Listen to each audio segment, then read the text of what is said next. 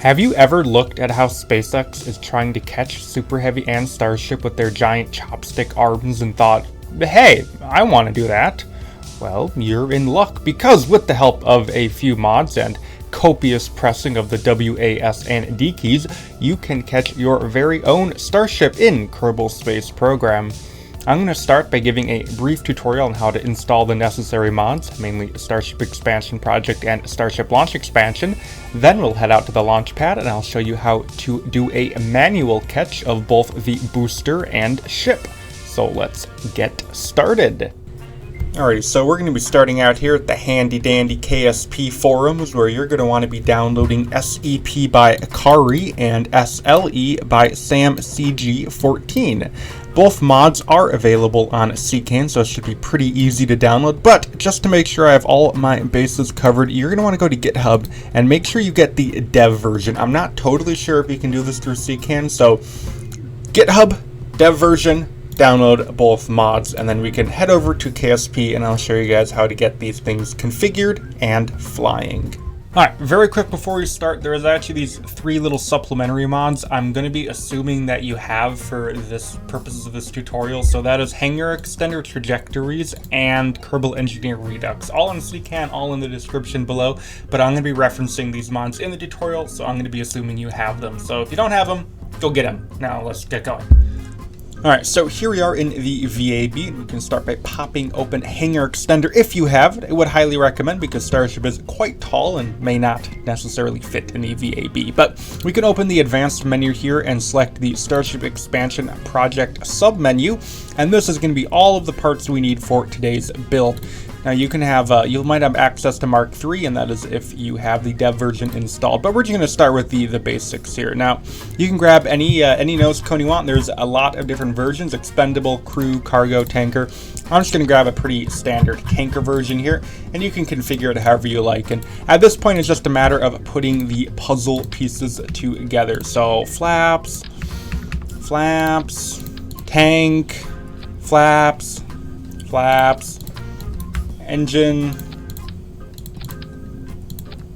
hot stage, booster. Grid fin's going to be a little tough because I like to be upside down, so you're going to want to actually make sure they're the correct orientation, or else you may have some issues. Grid fin. And to finish out the full stack, we want Raptors. Alright, so there is a beautiful full stack of Starship, and to finish out today's build, we are going to want to add all of the launchpad stuff. So Starship Launch Expansion, this submenu, we're going to want to get the lovely mount. Make sure the QD lines up with the QD. You can see like I've done so. QD is this fun friend over here. So QD, chonk, and now we can add a steel plate for the deluge. Tower, more tower. This looks very odd at first, but very simply, all you need to do, go here, chonk, and this is an crude version, so we don't need the arm. And you're gonna want the overhang to, overhang, so you might wanna just boom, boom, boom, lovely. And now for the fun parts, we want a QD. Make sure it lines up, beautiful, and you can see if we hit the extend button right here,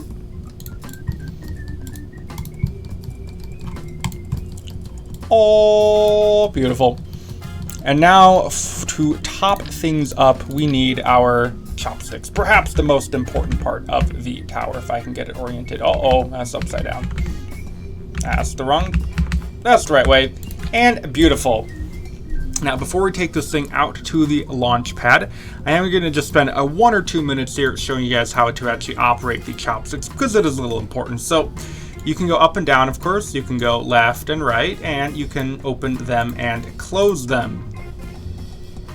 Now, how open you want them for the landing is totally up to you. I like to do something typically between 40 and 50 degrees here. So I'm going to just do right about here, and then I'm just going to want to line them on up with the launch mount, and beautiful. And I tend to want to put the vertical axes somewhere in between the top and bottom fins, and that painted is going to go away.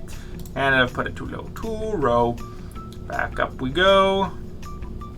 Now we have these landing rails, which is what we're actually going to be landing the booster on, and this is how they would do things in real life too. So you want to make sure these landing rails are extended for landing. So that is just going to about do it for our building phase. You can download this frost mod if you'd like. I'll have it linked in the description, which just adds these kind of cool frost effects to your ship and booster, which will drain in accordance with your propellant load. It is kind of a little bit funky to use, but you can add that if you want. Now, I know I went a little bit quick with this build, so if you don't want to worry about building and you just want the finished product with all the action groups and stuff already set up, you can just go ahead and download the craft file I have linked below, and that'll get all that done nice and for you.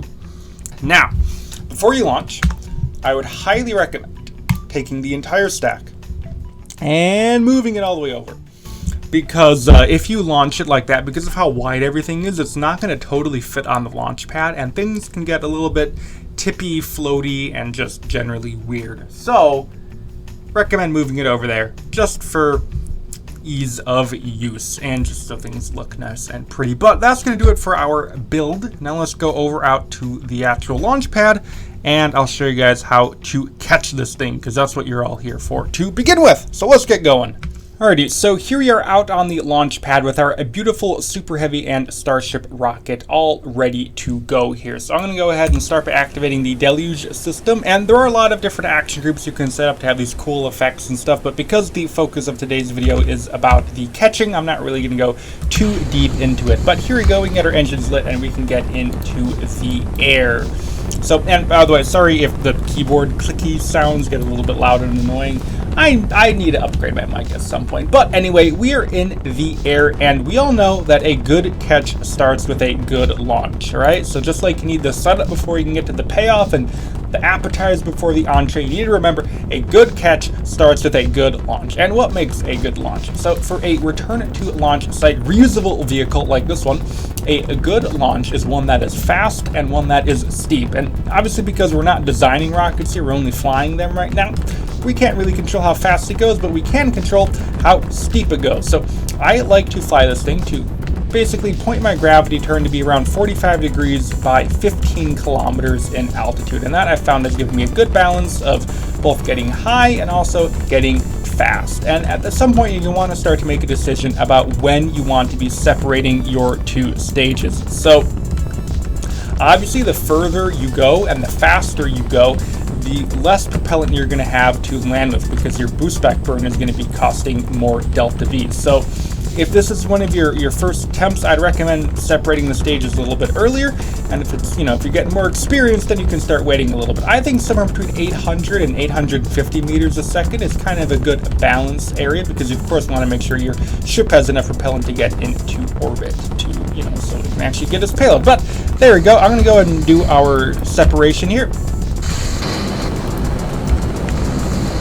There we go, separate the stages, and either you're going to want to make a quick save when this happens or have FMRS available to you. You can switch back to the booster, and we can light our kind of middle ring of engines so we can do our boost back burn. Very important that you have an action group to toggle between the various engine modes. So we can go ahead and have trajectories enabled now, which I'd highly recommend you have. And now we're going to want to go ahead and target our lovely launch site here. So boosty, boosty, boosty. And once you get kind of close, I like to just switch down to just the middle three so we can get a very fine kind of target here. You want to get as close as possible just to minimize the amount of work you have to do during the glide down here. And this is where stuff starts to get interesting. So we have about 900 meters a second of delta V to work with for our landing burn.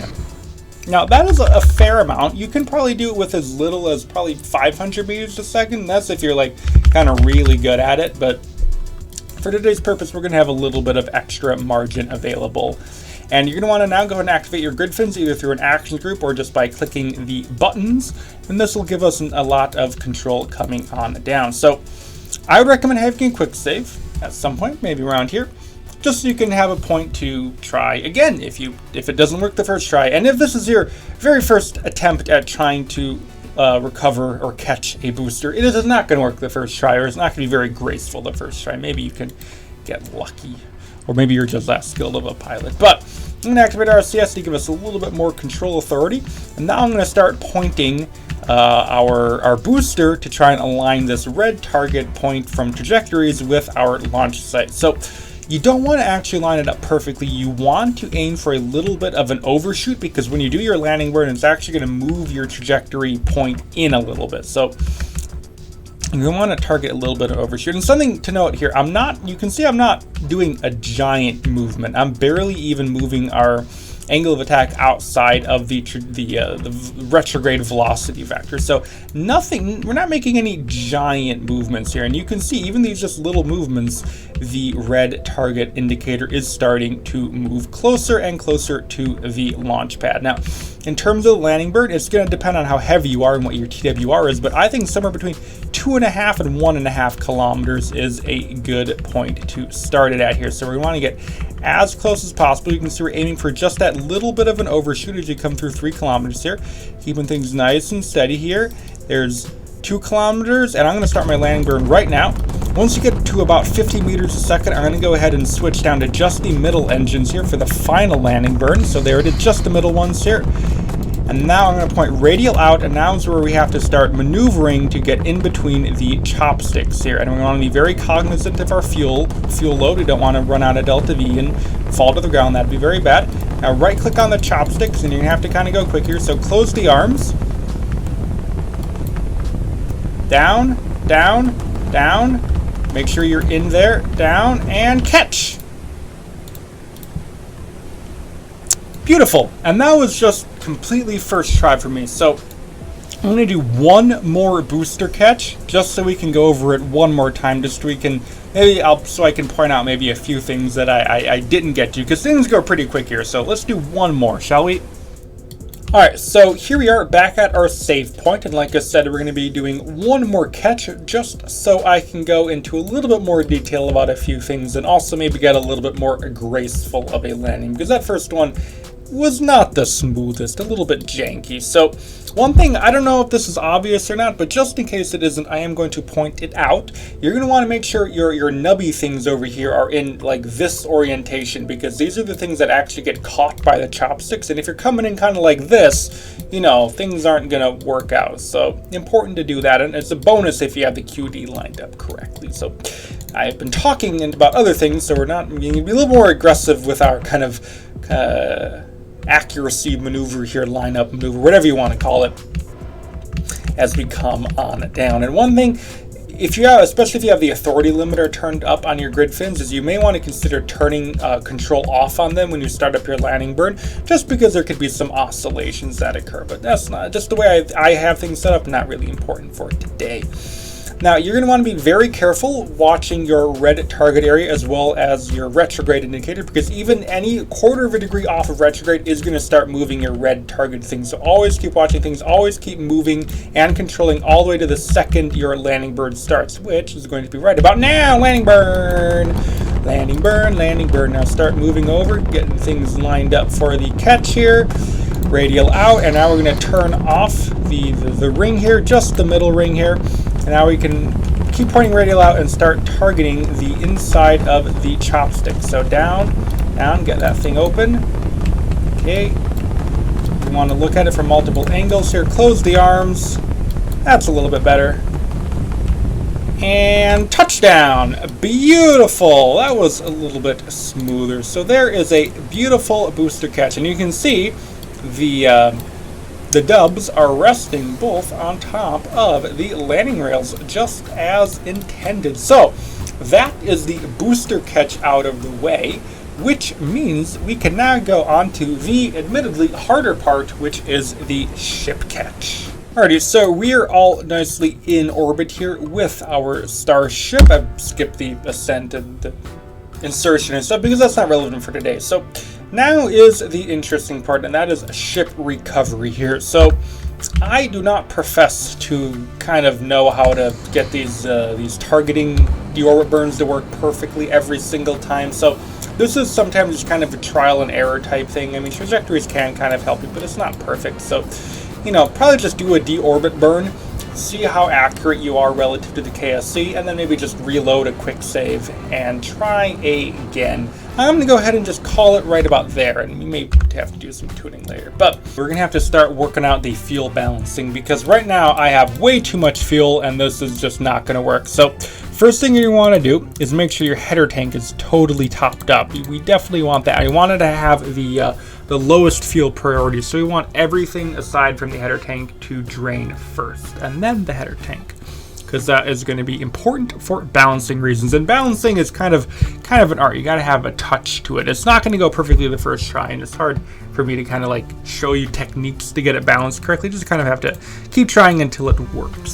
So I'm going to turn those off for now, because what I'm going to do is activate this engine here, which will actually be a vent, and you can see the fuel is draining. So we're going to let that work for a little bit, and then I'll catch back up with you guys once we have the desired amount of propellant left. Alright, so I've gone ahead and stopped with about, you can see with Memebrs in the top there, about 1200 meters a second at LTV left. That is a little bit more than you will end up needing, but we don't use yaw and roll on the flaps. So we're going to be using RCS to control yaw and roll all the way down, which is going to use actually several hundred meters a second at delta V. So that's always sometimes nice to have. It's just a little bit of extra, and important to make sure the flow priority is all the way down on our header tanks, because we want it to be the last thing to be used up. So we have a little bit of fuel in the bottom, a little bit of fuel in the top, and now we can begin our re-entry. Make a quick save here just in case things go wrong now. And oh boy, looks like we have had to reload that quick save, because things did in fact go wrong. I actually ended up overshooting. So we're gonna, whatever action group you have, you can just hit the toggle deploy button on the flaps. You have set up for the flaps to get activated. You want to go ahead and hit that, and we're gonna start our re-entry here. So now this is where things get fun. So a little disclaimer here, I probably have more hours flying Starship than almost anyone in KSP. I've been doing this for almost 4 years now, so I've flown a lot of Starships, especially if you look at some of the content in my channel. A lot of Starship there, so perhaps I'll make this look easier than it is, because especially if it's your first time, it is, the belly flop in the lower atmosphere is, no funzo, no funzos. KSP physics are kind of broken. This is not news to anyone, hopefully.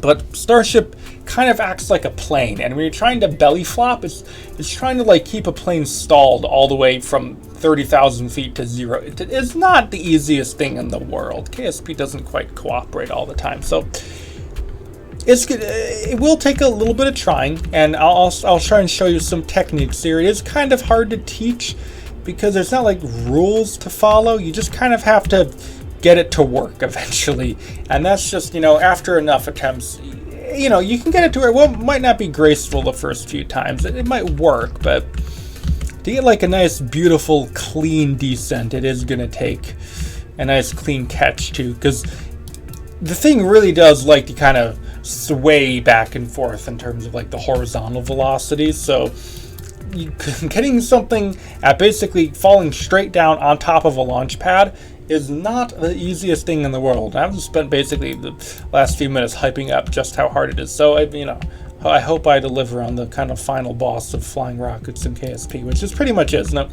a plus about the high cross range capabilities, you can see here I undershot the launch pad a little bit, and now we're using basically plane mode here with Starship to move our target vector here all the way over to our launcher, which I'll highlight in green to make things a little bit easier. So coming through about 16 kilometers here, I'm going to drop it down to 1 speed.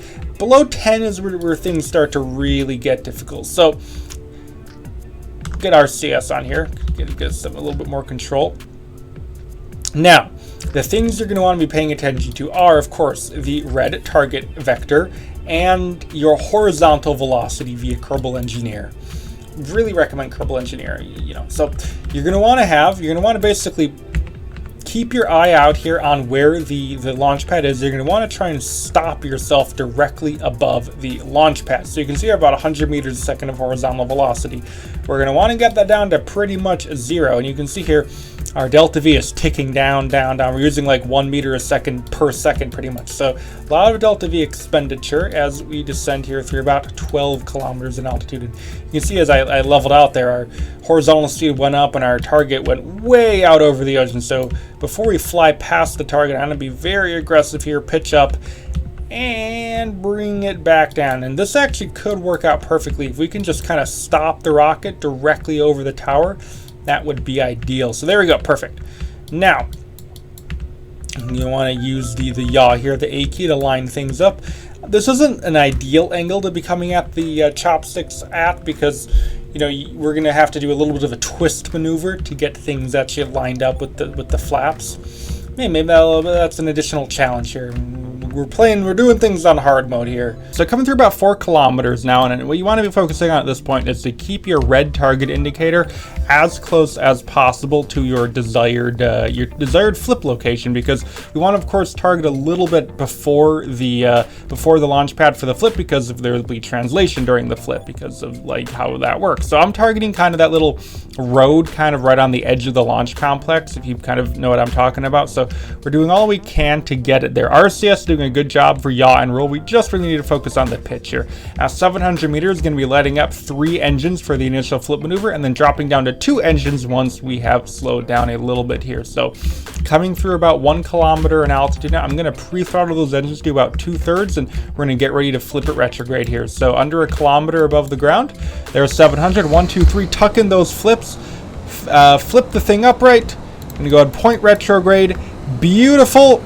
Drop an engine, radial out, do that little twist thing, because life has to be very difficult. And now we just start making our way over towards the chopsticks. Keeping an eye on our velocity here. Nice, nice. Don't want to start going upward. And then just kind of hover it between these sticks. We're of course going to be moving inward because of the asymmetric thrust. Keep it steady, close the arms. Let it come down, let it settle onto the sticks, let it settle on. Beautiful!